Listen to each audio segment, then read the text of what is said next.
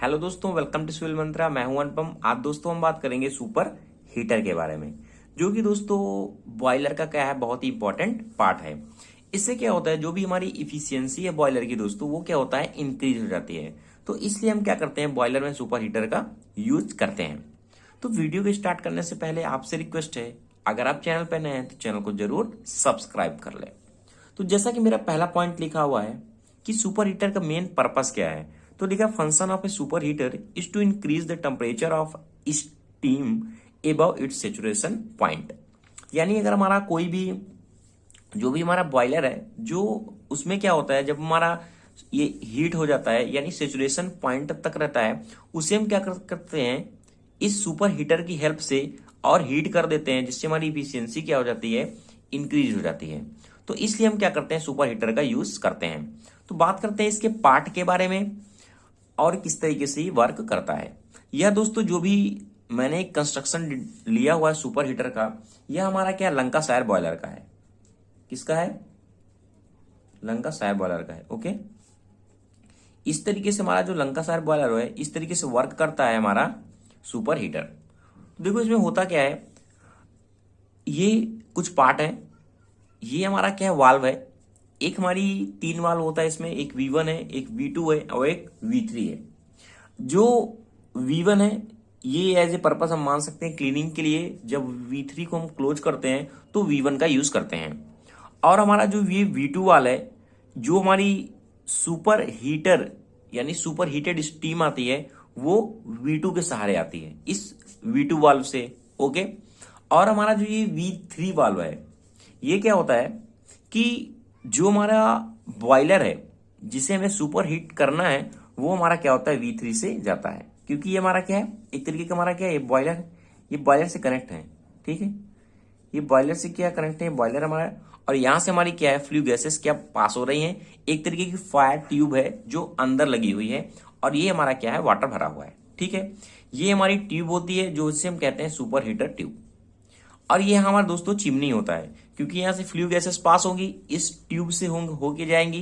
तो ये हमारी चिमनी होती है। जो भी हमारी फ्लू गैसेस निकलती हैं, वो चिमनी के सहारे क्या होता है, सराउंडिंग में निकल जाती हैं। और ये होता है बॉटम फ्लू गैसेस, जहां से ये जो फ्लू गैसेस मुड़ के इस ट्यूब के सहारे बॉटम फ्लू गैसेस पे निकलती हैं। यहां हमारा दोस्तों लगा होता है डैम्पर। डैम्पर क्या करता है, damper control the flow of flue gases over the tube.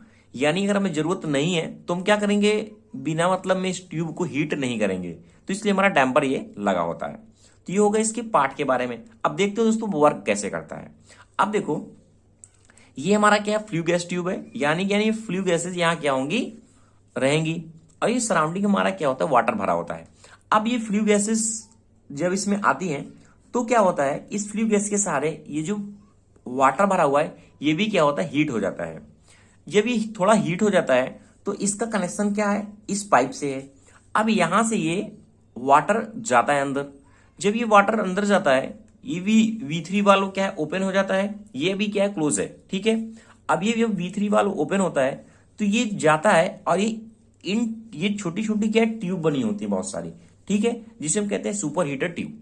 अब ये सुपर हीटर ट्यूब क्यों कहते हैं, जब यहां से फ्लू गैसेस निकलती हैं तो ये वाटर तो हीट होता है, बट इसके बाद ये जो ट्यूब है, अगेन इस वाटर को जो हीट हो चुका है, अगेन क्या करते हैं, इसको हीट करते हैं। इसीलिए इसको हम कहते हैं सुपर हीटर।